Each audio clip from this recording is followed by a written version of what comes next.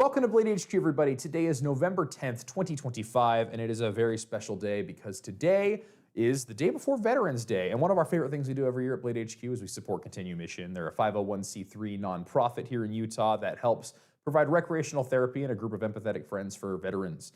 So we invite you all to be generous over in the giveaway section at Blade HQ. We have a raffle that you can enter for $10 a raffle for whatever prize pack of your choice, and 100% of the profits, of the proceeds, every penny you add to those raffles gets donated to Continue Mission.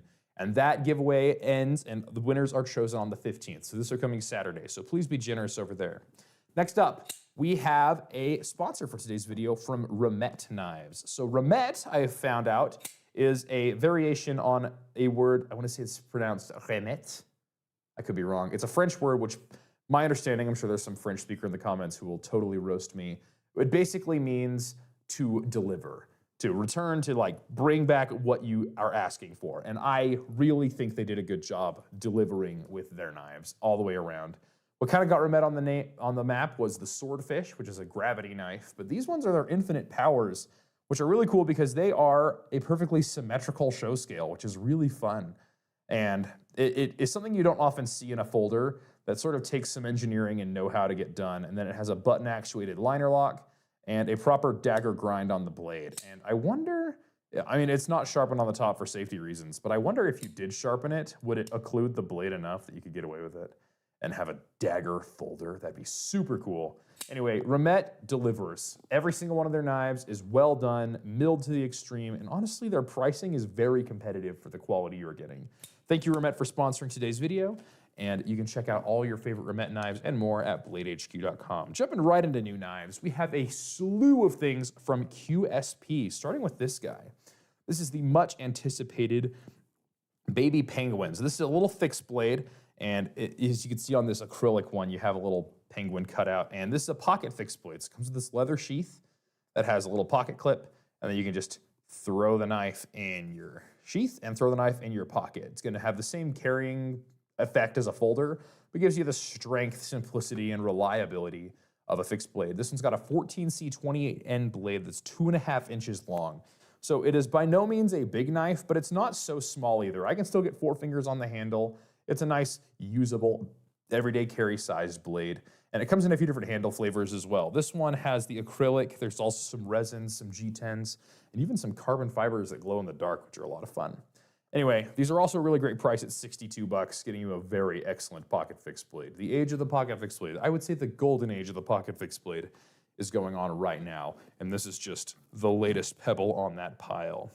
Next up, we have the Nebula, and this one is a very dressy knife from what I've been able to observe. So we have a 14C28N blade, a steel frame, and then this one has these orange bone overlays, and then you have the frame lock here. One thing I want you to notice here is just how much mirror polishing there is going on here. It is absolutely stunning. Even the handle is mirror polished.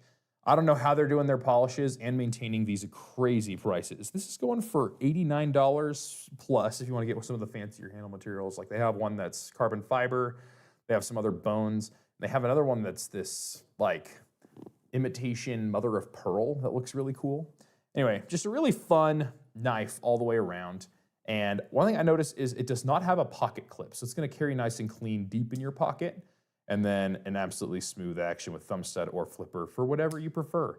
A very dressy knife, a very fancy one. That is the QSP Nebula. Keeping it QSP, we're going from fancy and dressy to beefy and outdoorsy. And this one is a name that I would not have guessed to associate with a knife. This is the QSP Tiny TOT. And for a Tiny TOT, you have a 10CR 15 MOV blade that is nice and thick. You can beat the tar out of this blade. It'll keep coming back for more. And then a tall flat grind on a broad blade. So it's going to give you good slicing performance as well. 3.5 inches and probably in the 5 to 6 ounce range, and a nice Kydex sheath as well. So it's going to be a great outdoor knife. And another thing I really appreciate is this clip on the back. So this thing can rotate. It doesn't rotate easy, so you gotta really lever it, and that way it'll actually carry securely. But once you get it into the position you want it to, at a cant, do scout carry, whatever, it's gonna be easy to carry right out of the box, and just an all-around great outdoor user. That is the Tiny TOT, though, going for $79. A great deal and a really great knife. I'm just not sure about the Tiny Tot name, but you know what? It's memorable, so we'll give it that. Next up, we have a couple of new flavors of some knives you know and love. These are the glow-in-the-dark handle versions of the QSP Glide Lock Penguin and Neck Knife Canary. Now, one of my favorite things about the Canary here is this spine jimping here. It's like angled file work almost. It almost is something you see in a custom knife, which is something I kind of noticed with QSP a lot, is you get a lot of custom level accoutrements on really affordable knives. This Canary goes for in the $60 range starting, and the Penguin Glide Lock is $49. Gets you 14C28N and a nice smooth glide lock action. And I just love that this polymer stuff glows in the dark. Here, I'll bust out my flashlight and show you.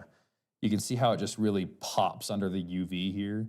And it charges up, it glows, it's a lot of fun. And glow-in-the-dark knives are such a boon when you're outdoors, because what I really appreciate about a glow-in-the-dark knife, I took one camping this summer, is if you have your flashlight out and you're looking for your knife, you might miss it when you hit it with the flashlight. But with a glow-in-the-dark, just blow your tent up with light and then put your flashlight away, and the only thing left glowing will be your knife, which I think is such a clever thing.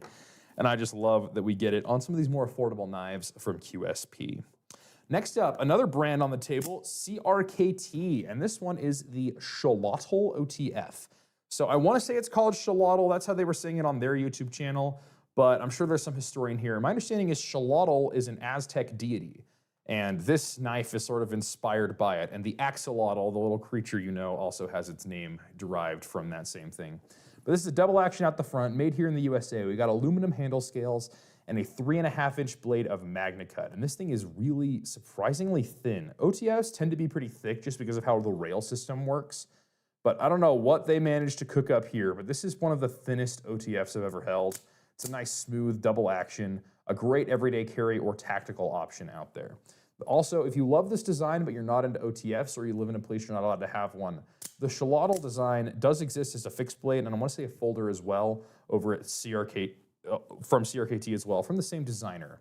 So you definitely get the same design language, but I think I like this OTF one the most. This is such a fun design and super, super easy to use. Just a great knife all the way around. These ones are going for $324. Next up, from Toor Knives, we have the brand new Draper. So Toor Knives was founded by some military veterans, and they make all of their knives to the spec they would need for combat zones in the United States of America. And the Draper is special because while Toor is mostly known for their fixed blades, the Draper is a folder with a crossbar lock. So it's going to be plenty strong for all the hard work you're going to be putting it through, but it also is going to be actuatable, is that a word? It's going to be usable for righties, lefties, gloved, whatever. Now these ones have Magna Cut blade steel. These ones are aluminum handle scales, anodized, and then of course the crossbar lock we mentioned, and they are going for $325. And for 3.5 inches of Magna Cut this stout, and for a company made in the USA for this quality, $325 is a very competitive price, as times get more expensive in the USA for manufacturing and that kind of thing. Next up, from from Ketuo Knives, we have the, I don't think I wrote this one down, I'm sorry about that. This is the Ketuo, it's a Japanese word, Yakuza, there we go. Yakuza is the mafia in Japan, for lack of a better word. I don't know too much about Japanese underground, but this knife definitely has that vibe. It's got the curve and the design language that definitely lends itself to a more Japanese flair. But then look at this grind on this blade. It's got a tanto, which always feels a little Japanese inspired, and it's just an absolute beast of a knife. It wants to go to work, and I just love these compound grinds. What they give you is a lot of performance in slicing, because as you see here on the blade, this deep hollow grind gives you a very thin edge, but then at the tanto tip up here, it gives you a flat grind. So it's gonna be really rugged and robust for tip work as well. So this is sort of a do-it-all knife. My goodness, does it look good. This one's got the blue G10 and the carbon fiber bolsters. And then we also have this guy up here with the black G10. And then instead of having the coated backspacer and pocket clip, you have uncoated. Kind of gives you the same effect all the way around. A very cool knife indeed. These have 14C 28N stainless blade steel, so it's going to give you great stainlessness and really good toughness. That's one of the best steels out there for toughness, in fact.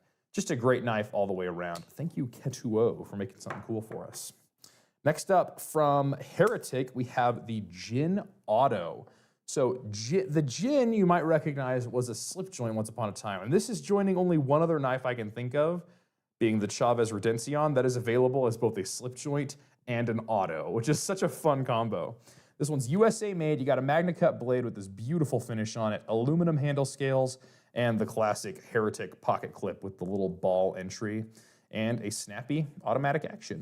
I really appreciate that this one is very much an EDC knife. Sometimes when you hear autos, you think tactical, tactical, tactical. But a lot of the time, people who just want simple, easy one-hand opening to open their boxes, slice a thread, whatever, and the Jinn is delivering it here, and I really do appreciate that from Heretic. A lot of fun and very interesting indeed. This one is just the prototype though. So the way Heretic tends to do things is they deliver a prototype, which is like the first production sample. It's basically a custom at that point. And then from that prototype, they hammer out a much more streamlined design process. And then later on, a production model will come out. But these prototypes are highly collectible. So for you guys out there who are into the rare, the interesting, the difficult to find, I would pick these ones up sooner than later. Next up, we have a new brand that needs no introduction, Mr. Designs. These ones stole the show at Blade Show West this year because of how amazing they are and how innovative they are, and also how, like, deceptively simple they are. Like, this is the Titan. This is the knife that won overall. It goes for $410. You have a 3.9-inch blade of M390 and a full titanium handle. It's all the luxury you could ever ask for. But the cool thing here is this lock. This is called the interlock. So you might think, oh, that's just a crossbar lock that has these little pads that you can grab onto. Those actually are there to prevent the lock from seizing up. It's going to be one of the smoothest actuating locks. The way you're there, you can run it from the side like a crossbar, but if you grab that little thing on the top there, that's how you run the lock. It's nice and strong, it's super smooth, and very easy to operate. Love it, love it, love it. This is such a cool knife. Honestly, of all the knives that came out this year, this one is probably the biggest grail knife I've had yet. It is just so good. My favorite thing about it is this pocket clip. This pocket clip it looks like a wire clip, but it's actually milled titanium and it sits just perfectly. And in the box, there's another pocket clip if you want to do it lefty, gives you the same performance and everything. Just a great knife.